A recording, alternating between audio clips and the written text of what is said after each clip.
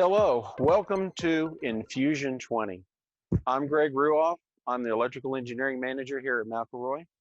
And I'm Paul Donaldson, the mechanical engineering manager here at McElroy. And helping us today is Paul Brodsky behind the camera over here. And on the keyboards is Tom Jensen in the electrical group. We're going to take you through an example of how McElroy innovates and creates these new remarkable products. And to do that, I'm going to talk you through the example of the T900. We're going to start off with the T900 Series 1, which was developed and released in 2003. This machine's been out in the field, has been a workhorse of the industry. Many of you probably own these machines, still probably in your fleet, putting quality joints in the ground. But through that time of release and work in the field, we've received customer feedback. We've seen personally areas of improvement, areas that we can innovate, make things better, more protective. And 13 years later, we came out with the T900 series, Trackstar 900 Series 2. And in 2017, we released the non-auto version of the Series 2. And it's been out in the field, again, another workhorse of the industry with all the improvements that we realized from the Series 1 through your feedback. And we continue to make improvements on this equipment and integrate new technologies, customer feedback, our personal experiences while we go to the field and work with you. And with that, we bring us to INFUSION20, where we unveiled the Trackstar 900i. This machine has a lot of new technology and service elements baked into it, and we're going to hit a lot of the high points of those. You saw Jeff yesterday talking through some of those points, and we're going to get a little bit deeper, but there's so much technology and improvements we've made here, we might not get to them all. So you're going to have to join us in the question and answer or come and visit us personally here. So I'm going to hit on the engine, the cooling system, the hydraulic system, the track drive, and the cowlings and sheet metal. Greg, what are you going to walk us through? I'd like to talk to you guys about the controllers that we have on here, the displays that are on the machine, including the new DL7 that you see right here. I want to talk about our wiring harnesses, and I want to talk about some of the sensors, but most of all, I want to talk to you about the new power control module. It's pretty exciting for this new machine. Excellent. I want to jump to the presentation here so we can talk through the Perkins engine.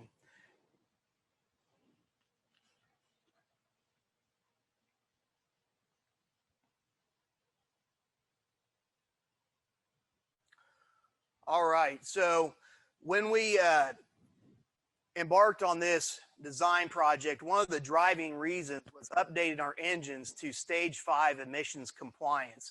You know, the EPA has been driving newer and more stringent regulations, and that has affected us. And so we had to select a new engine. And when we did this, we decided to take a holistic approach of how we were going to select this engine. We looked at everything from the power to the size to the compactness of the design. And we're going to start off talking about that horsepower that we got. And so the best way to do this is through a graph. And you can see this horsepower versus RPM graph on your screen. At the top green line is the new Perkins engine. The red line is going to be our existing Cummins engine. And you can see that the Perkins engine, even when the RPM is increasing or decreasing, is very horizontal. So that means you have a constant power throughout the RPM range. On the red line, you can kind of see as the engine RPM decreases, the horsepower also decreases. So that's a difference there, but it's probably best explained using torque. So I'm going to jump to another graph here. And here again, the green line is going to be the new Perkins engine, and the red line is our existing Cummins engine. And you can see here, as the engine RPM is decreasing, that green line is increasing. It's going up and to the left.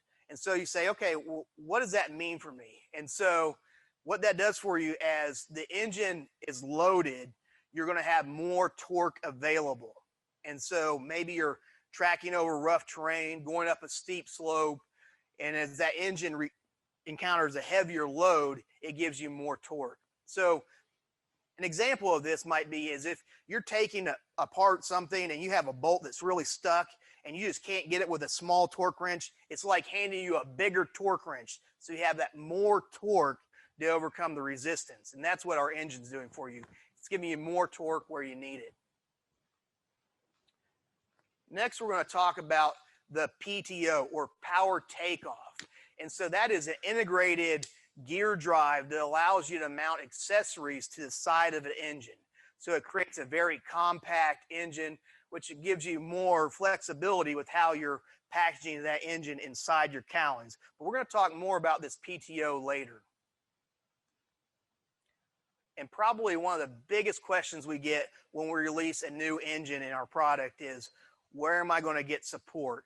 How does the support of this new engines company hold up to the last engine, or questions of that nature? And so with Perkins, I want to give you some background here. Perkins was bought by Caterpillar in 1997 to become the world's largest diesel engine manufacturer. And so with Perkins, you're going to get that support and that backing that you're used to with Caterpillar or any other large manufacturer.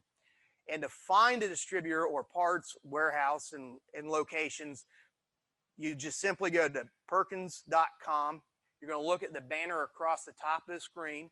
They're going to have a tab that says Our Network. You'll simply click on Our Network. A drop-down menu will come up with a distributor location. Click on the distributor location, and it brings up a map. All you're going to do is type in your location. Here we have Tulsa highlighted in green, and you can see the 9 red flags around it. That's the 9 closest distributor locations to us. And so if you're anywhere you're at, you type in your address, and you're going to get the closest distributor locations to that area. So very easy to do, very easy to locate your service parts and distributor locations. And of course, McElroy has an excellent tech service and business support staff that can help you if you need that. Next, we're going to jump into the engine cooling system. I'm going to go back live here. Paul, will you follow me around?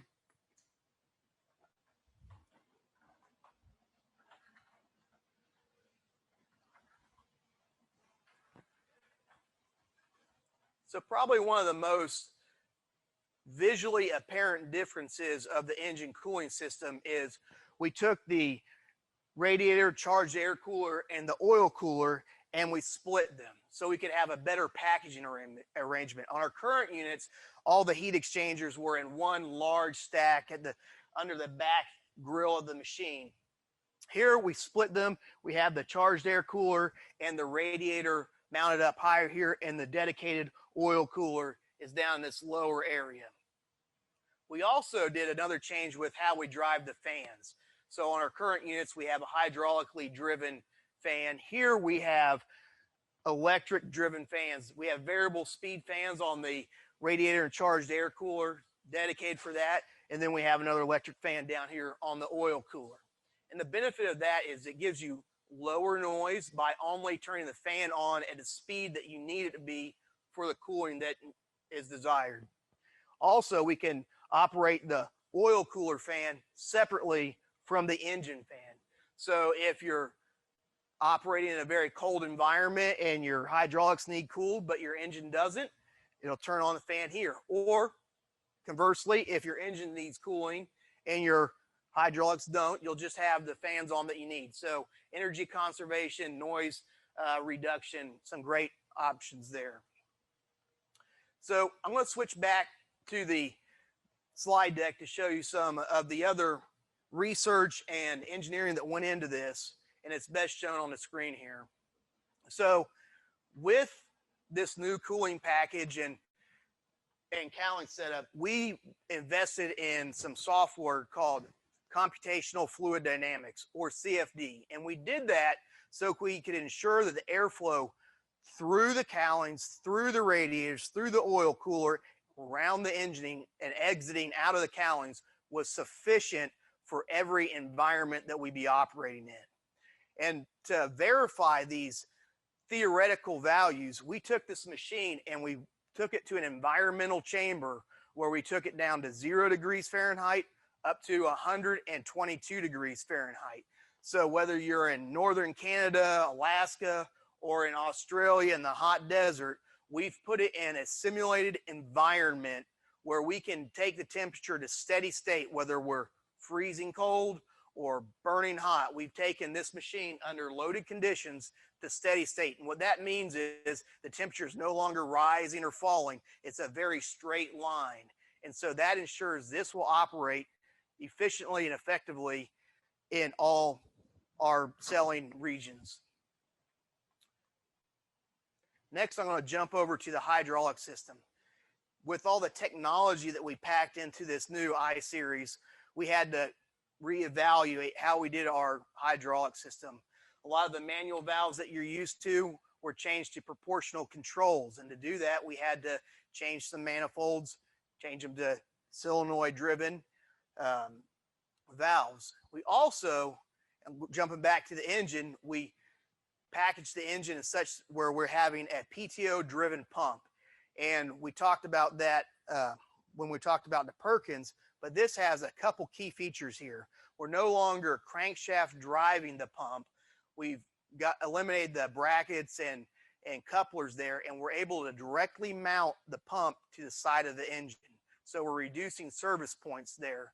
We also coupled our cooling pump and facer drive pump to the back of the main stage piston pump. Again, reducing connections, reducing service points. So it allows for a very compact package and a very service-friendly package. Next, I want to talk to you about the system pressure on this machine.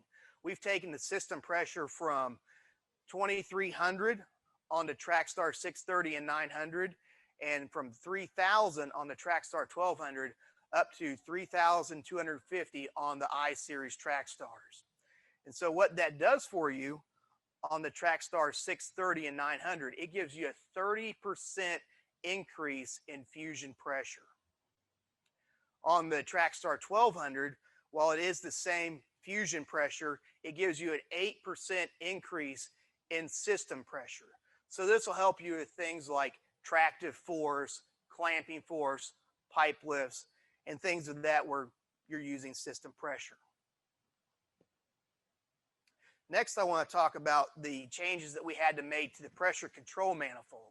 Like I said earlier, changing from manual valves to these new proportional controls, we had to redesign the manifold. And we took this opportunity to really focus in on our controllability.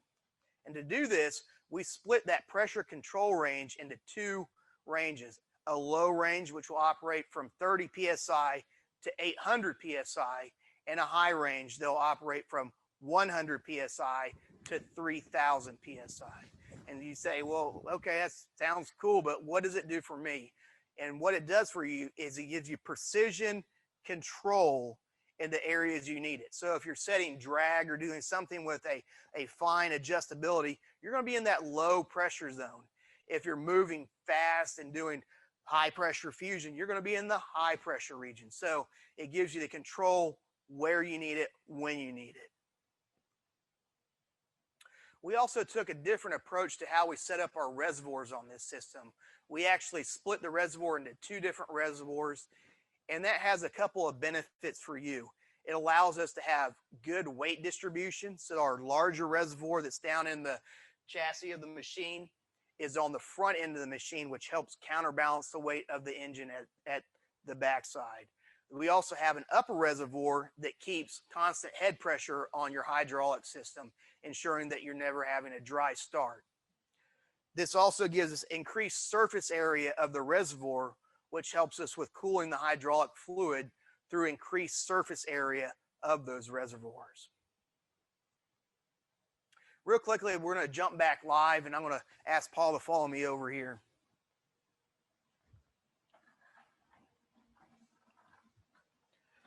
So a couple things that we're going to mention real quick is you'll notice them when you walk up to the machine, but really what we did here with the ground drive is we turned the tracks around. So now we have the take-up roller at the movable jaw end of the machine, and the motor is going to be at the fixed jaw end of the machine. That does a couple things for you. It helps with the weight distribution, again, balancing out that weight so as you're traversing rough terrain, it's a smoother operation. It increases the tractive force when you're in the pipelining mode by allowing you to pull on the track instead of pushing on the track.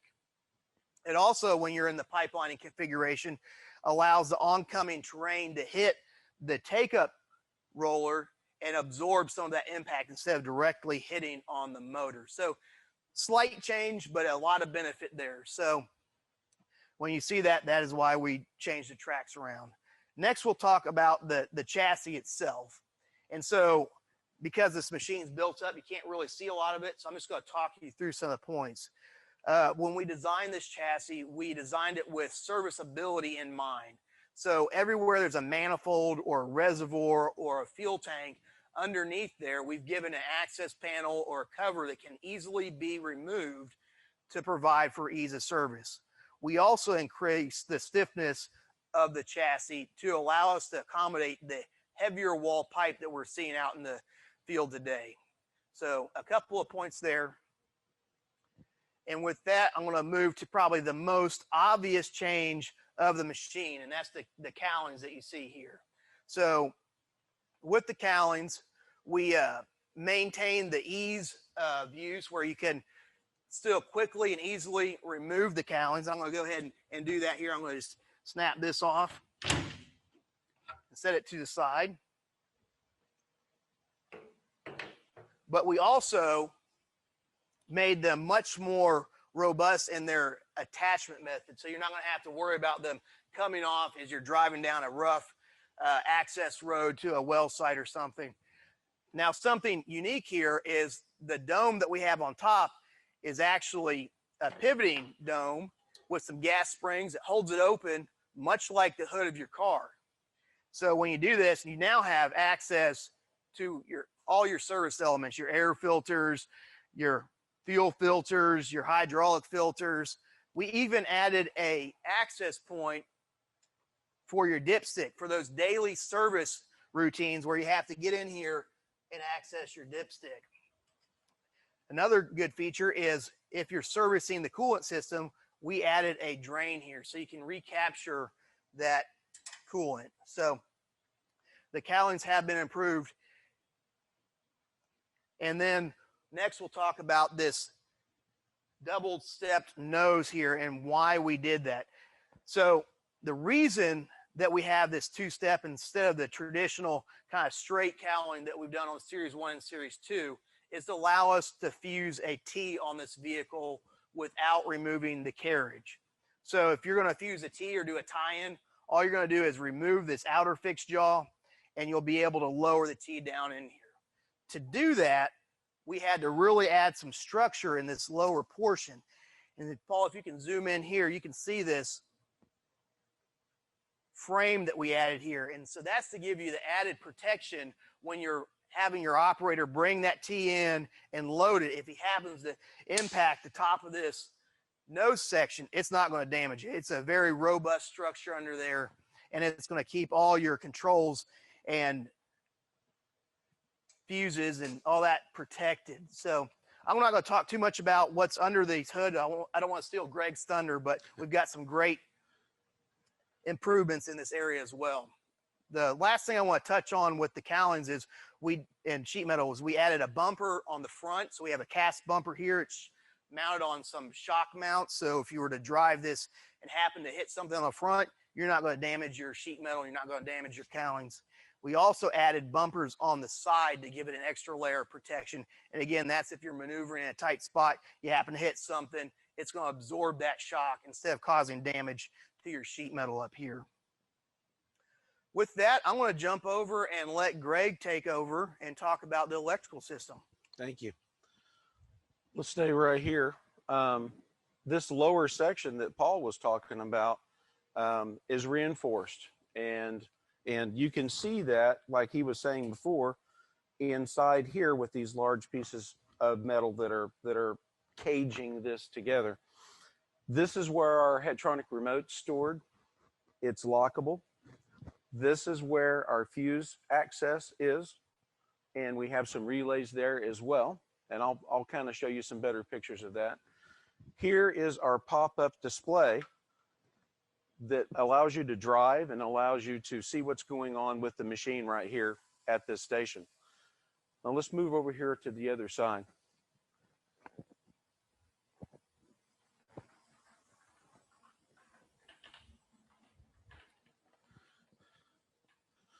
This is the operator side of the machine. And as you can see, we've put our keypads in like locations to other equipment, so that reach and that same familiarity is still there. This is the data logger 7, and here is the energy chain that is delivering hydraulic fluid up to the jaws, and we also have our wiring harness in here as well. So going back to the slide deck here, I'll kind of dig into this a little bit.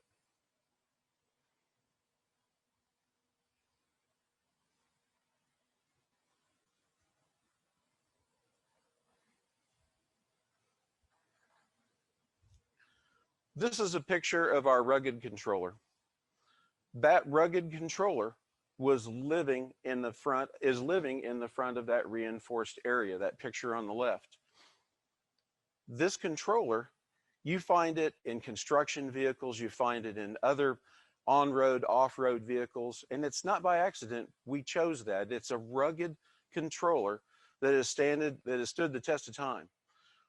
It's wide temperature range. It goes from -40 Celsius to plus 105 degrees Celsius. It's IP68 rated, and it's been hardened for high shock and vibration situations. So it's tough. It's ready for the job. Also, please notice on there that we have a rugged connector that's on there that's sealed for both wire entry and sealed to the controller itself. Now, if you look at the picture next to it, there's a picture of our controller that's inside the carriage. That is controlling the carriage with the data logger 7 when the carriage is off in the ditch doing a fusion. So you see that situation there where the DL7 is working with the controller, and the vehicle controller is mainly controlling some of our ground drive stuff and some other solenoids and whatnot. So very rugged. The thing I want to tell you about is that these two controllers talk to each other on a CAN network, controller area network. It's a J1939 protocol, and there's messages going back and forth all the time. It's communicating with other sensors. It's communicating with the displays that you saw on the front of the vehicle and the data logger 7. It's constantly communicating. So this thing's talking. This is our wiring harness, and the picture on the left is showing a split loom type of situation where in the background you see our wiring harness that's been braided. The center picture also shows our braided wiring harness. It's a nylon braid that gives that harness an extra amount of toughness for when we're out in the field. It's tough out there, and we want to make sure the electronics are protected in every way possible. Remember when I was showing you the energy chain over here on the side below the data logger?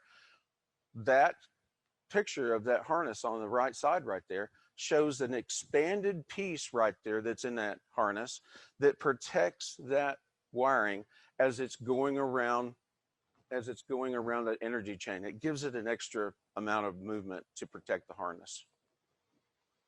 Here's a picture of our connector that we're using, and it is a very sealed connector, and it's positive locking.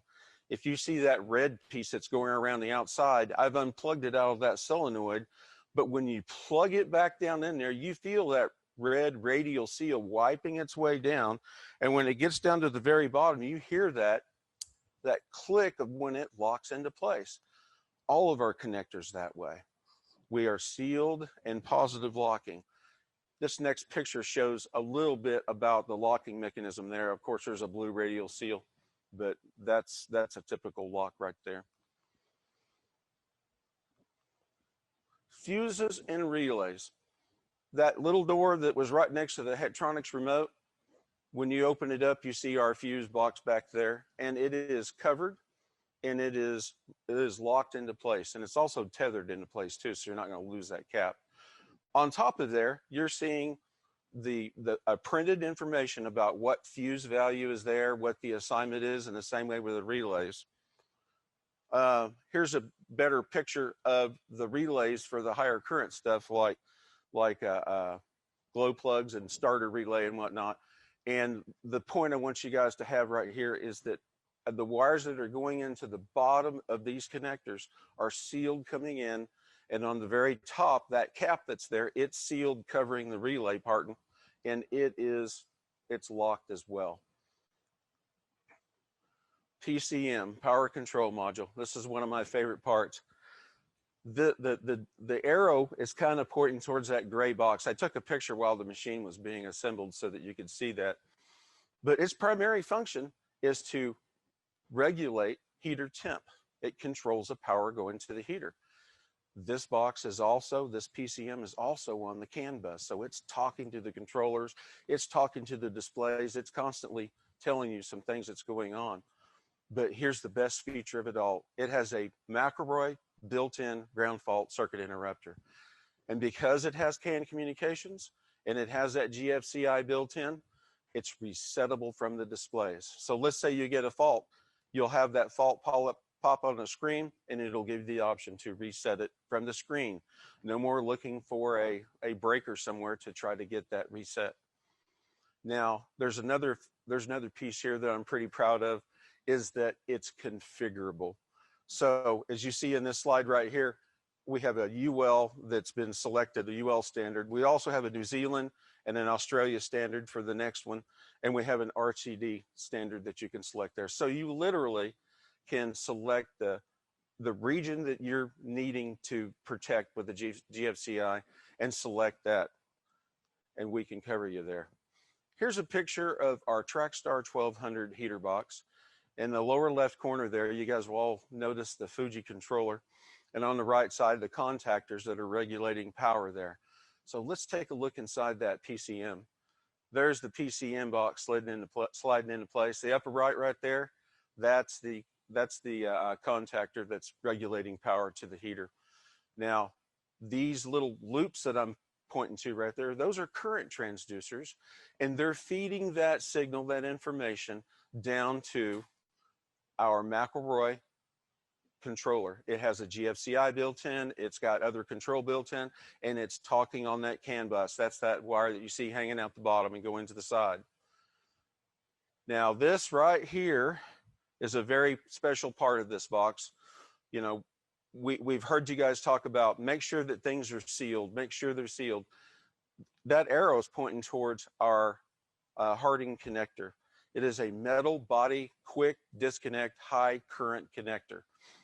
When this bulkhead is bolted up against the side of the box, there's a seal there, and it is sealed to the box. And you see the other seal right next to it for the mating connector that goes on there. And there's a cam lock device that snaps it and locks it into place and keeps it there, by the way. Those pins right there, those are large diameter pins, and they're high current capability there.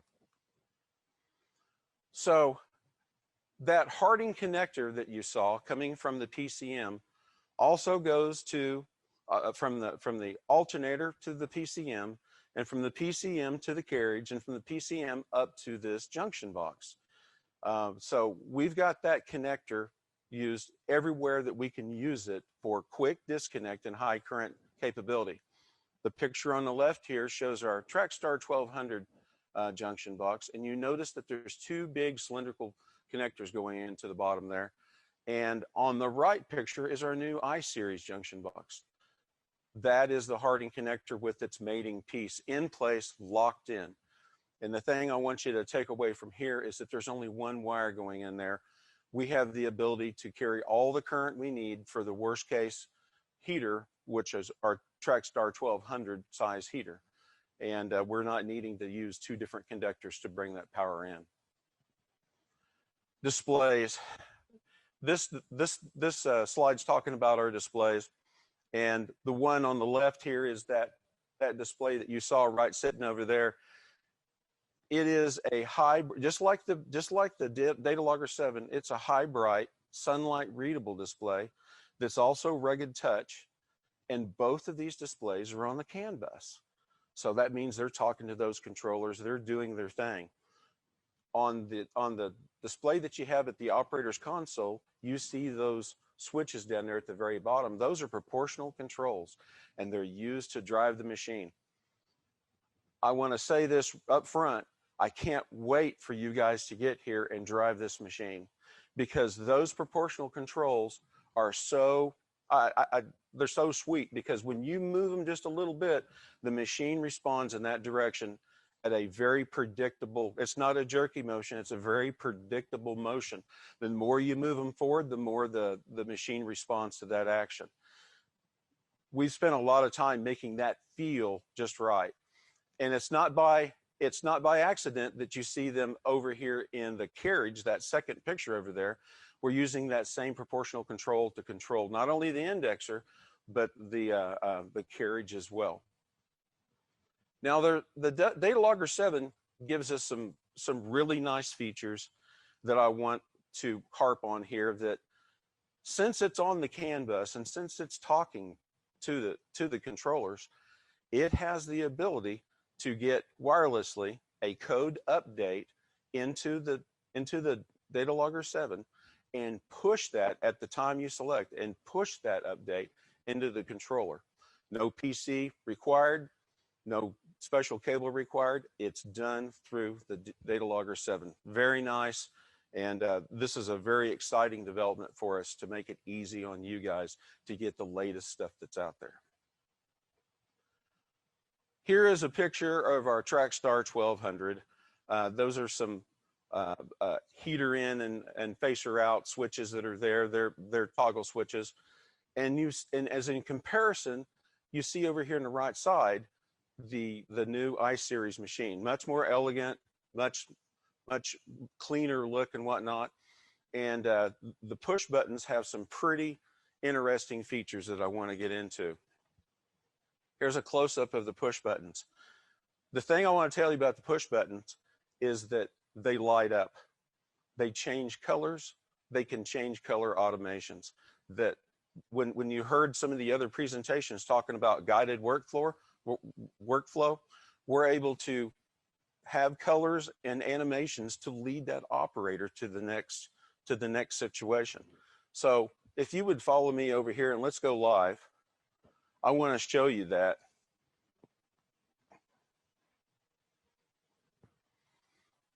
Let's picture that you're facing facing your pipe right now, and you want to clean out the chips.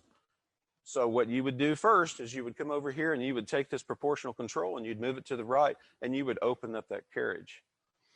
Then you would go over and you would remove that facer out of the way. Then you would come here and press the hydraulic lock. As soon as you press the hydraulic lock, you hear the hydraulic step down, and you see all of the keypads turn red, and it's very obvious that this machine is safe and ready to enter into. You're cleaning out chips and whatnot. It's one thing on the 630, 900, but on the 1200, you're having to reach in there a long way. It's a very, very safe maneuver here. Now, if you want to re-engage your hydraulics, it's not a press of the button, it's a press and hold, and then the system will respond back, and it's back into its same guided workflow. Very nice features, and by the way, these keypads are all on the CAN bus as well, so that's how we're talking to them. Now let's go back to the slideshow here. I want to go through some things. The Headtronic remote that you see right here,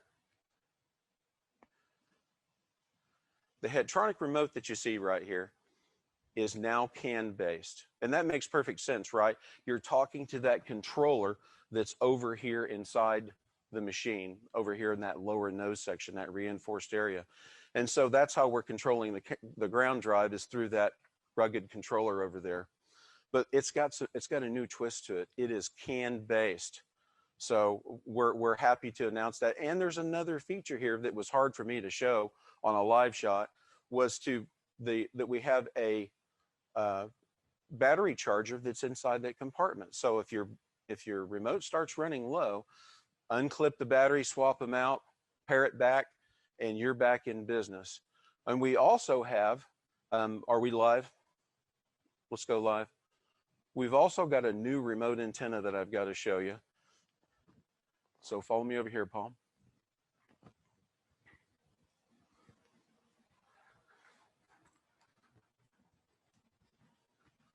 By the way, this is that storage over here that I was talking about for the Hetronics right here. Looks very much the same as what it did before, and right beside here is where that battery charger's at.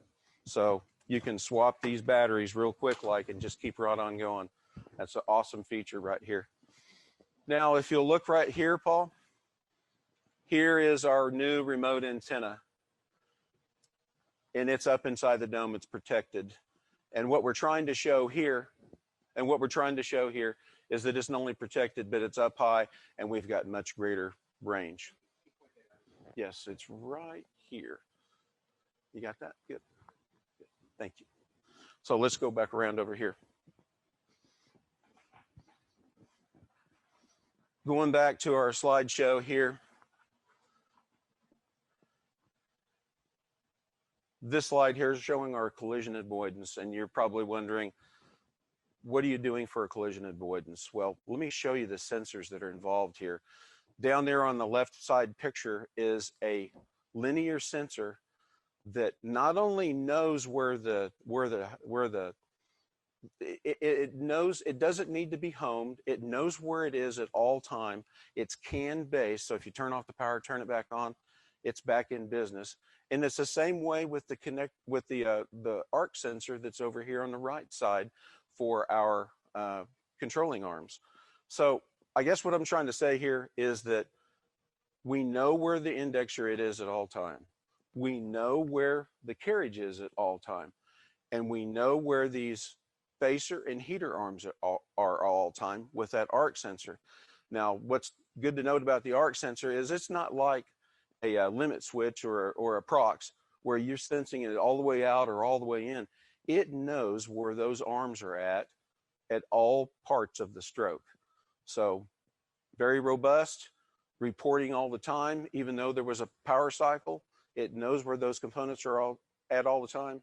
And that's how we do our collision avoidance strategy. So Paul, would you like to dig in with us on the indexer? Absolutely. Thank you, Greg. Thank you. So with the decision to implement collision avoidance into this I-Series technology, we had to take a holistic approach of how we're going to design the indexer. And so we have two very different examples of indexers on our equipment. The T1200 has the indexer you see on the right side. The 900 and 630 has the indexer you see on the left side there. So what we did is we took the best features out of both indexer and we combined them to create the indexer we used on the I-Series here. You can see we went with the 2-cylinder design, so that eliminates some service points. It also simplifies the hydraulics.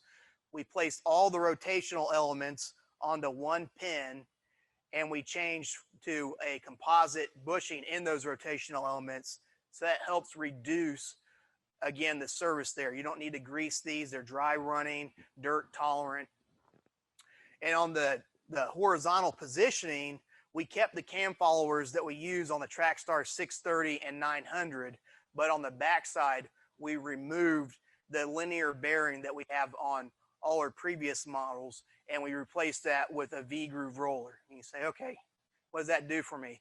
Well, it puts a very robust positioning element back there that is easily serviceable. They're both, the cam followers in the front and the V-groove roller in the back are both re-greasable.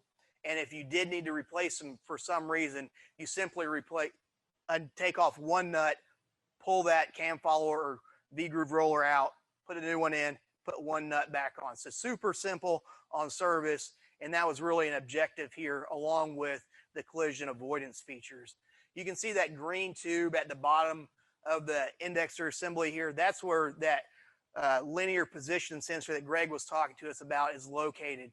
And that really allows us to keep track of the position of the indexer as we're using it. So with that, I'm going to talk about a few other elements, and we're going to jump back live to talk about these. And since we've talked about the vehicle a lot during this whole presentation, I'm really going to focus on the carriage to talk about these next elements, although they exist on both the carriage and the vehicle. So first, I'm going to talk about our use of hard lines. And so right here on this fixed jaw, you can see we have hard lines here.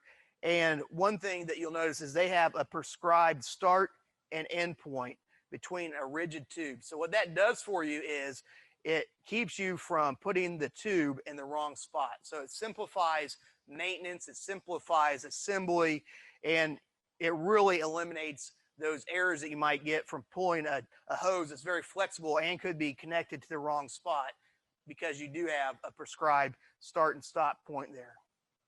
It also keeps you from inducing twist into your hose if you're not assembling them properly. So it helps reduce the number of leakage points, and we were also able to reduce the number of fittings that we used in this setup. So really nice, really clean look that you get. Keeps you from snagging on debris or just obstruction you have on a construction site. Next, I'm going to talk with how we improve the hose routing on the machines. And you can see we've implemented an energy chain here on the front side of the carriage, and we've routed all our hoses and wiring harnesses Greg talked to earlier through that. And what that does is it prevents abrasion or damage from outside objects hitting your hoses or wiring harness. It also gives a prescribed motion path for those hoses and harnesses to follow. So that keeps things from getting snagged or caught on the hoses when you're moving in and out of a ditch or something of that nature. So it just really cleans that up. It also helps with serviceability because you have a path where you know those hoses are going to go. So easy service, preventative maintenance, that sort of thing. Next, I'm going to walk around to the back side here, to the engine side, where we have the energy chain that connects the four-jaw skid to the indexer. And now you're going to say, okay, that looks very familiar to what we have on the Trackstar 1200. And it is. We took that same energy chain that we used on the Trackstar 1200 and we brought it down throughout the I-Series line. And so that, again, gives us that prescribed motion path, the extra protection, and the ability to really clean up our hydraulic and cable routing on these machines. Next, I'll talk about the bulkheading between the vehicle and the four-jaw skid. You can see that high current connector that Greg was talking about earlier. Very simple, quick disconnectable. All the hydraulic hoses are on quick disconnects. And on the Trackstar 1200i, we are keeping the multi-coupler that you've become accustomed to. But we've really made this very simple to connect and disconnect all these.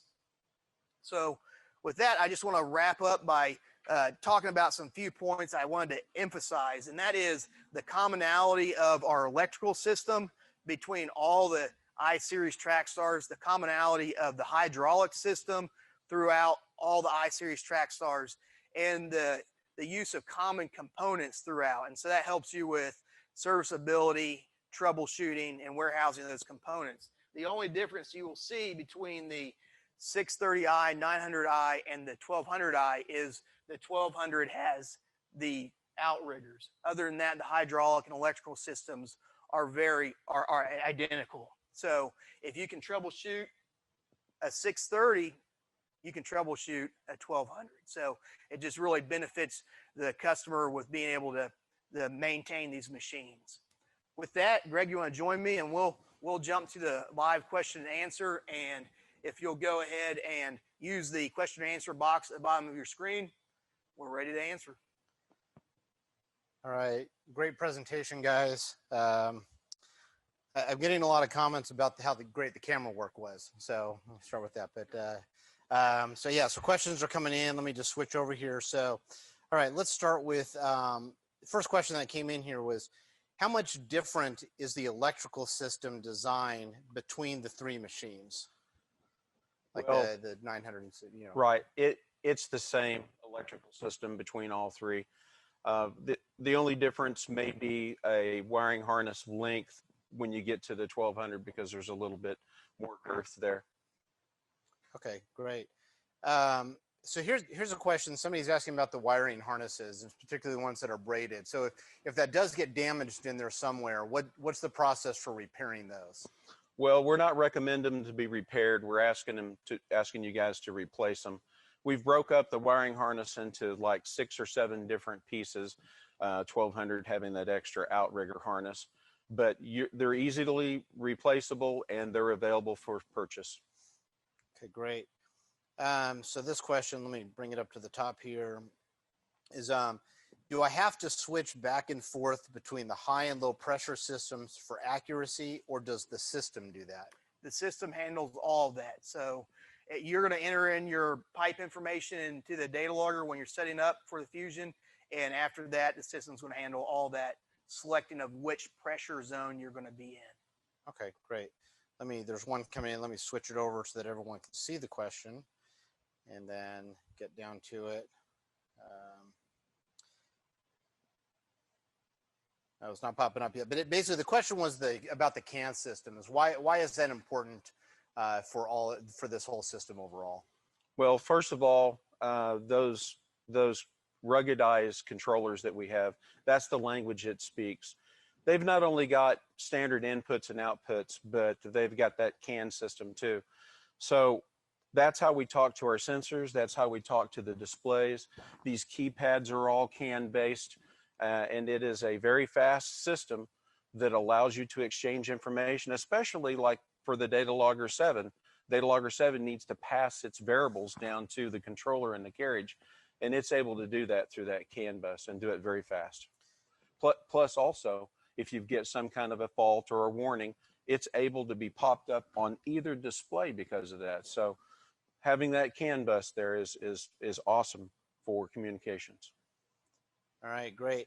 Well, we're coming pretty close. There's not any other questions pending at the minute. I'm sure people are talking, but what else do you guys want to go into any more detail? We'll give everyone a chance to remember to click the ask a question at the pending below. We'll see that pop up. But you know, what other kind of final points do you want to make? Maybe things that weren't a regular part of your presentation. Well, one thing I glossed over was on the cooling system, how we fill it, drain it, and that sort of thing. So if you want to follow me over here, we'll point that out. And this is more of a service aspect. And so on this coolant system, instead of having your traditional radiator cap, we're going to fill the cooling system through the shunt tank that's located right here. And then you will drain it through a ball valve that is actually right behind this panel. You can see the lever right here that operates the ball valve, and your coolant will come out of this hose. So when you're draining or refilling, you'll have this, and you can recapture that coolant. So pretty nice little option there. Greg, did we discuss these fuses and how we have them labeled? And are you able to show that, Paul? Yeah, sorry. And I will tell you this, we have the intention of taking that same sticker and putting it here on the door, so you can open up the door and see that fuse assignment and value as well. So we're trying to make it a little easier. We've got a sticker that's on the way. We're going to put that on here. Another really nice detail is if you take your data logger tablet off, we actually have a designated spot right here where you're going to be able to store that data logger tablet and lock it in this front nose structure. So that's a security feature, so you're not leaving that on the job site, and you can stow it. Little very nice detail, but we didn't get to it in our main stage, so we'll have time. We'll discuss that. In the same way with the Headtronics remote. Great. Greg, can you show us some of these this display and how you can kind of rotate through some of the different? Let me circle around here so we can zoom in on that and let everyone get a good look. We're not running right now, so we're not showing any numbers, but like for right now, this is hydraulic temp. It's at 74 right now, which is room temp. It's been sitting here all night. And you can pass through here and you can get these temps really quick. Like there's temp 1 and temp 2 for either hydraulic tank. And over here, we can get engine speed and engine hours. This information is here very quickly. We also have the ability to turn on and off the drive lights right here. And we also have, we can turn the heater on and off right here as well. There's a keypad for that as well. We can go in here to the track drives, and we can do that as well. So. And so Mike Pacheco is actually doing a really deep Yes. dive on this. So if you did get an opportunity to see that, you're aware. If you haven't, you know, you maybe go back and watch Mike Pacheco's session on that, and I think it'll be very instructive. All right, guys. Well, we're pretty much right at time. Any final closing words here?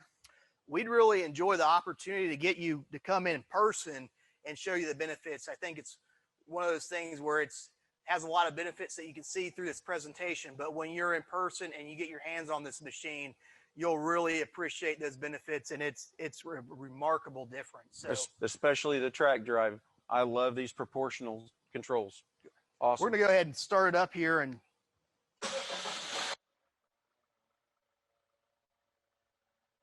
we've really done some work, and you can see our engine RPM, our system pressure, things of that nature. There's a lot of diagnostics you have there. You can also see your maintenance schedule, service menu. So very nice. I'm going to turn it back off to knock down the noise a little bit, but All right. and we've actually, with the Cowlings closed, we've had noise abatement material put in there, but of course with the Cowlings open, it's a little bit louder. Sure. No, that's great. Yeah, great presentation, guys. We're at our time, so you know, obviously, if people have more questions, they can reach out to us, and we'll do what we can to get those answers for them. But again, thanks presentation. Thanks everyone for joining us today, and yeah, tune into the other presentations that are related later in the day for more information. So, all right, look forward to seeing you in person. Thank you, guys. Take care. Thank you.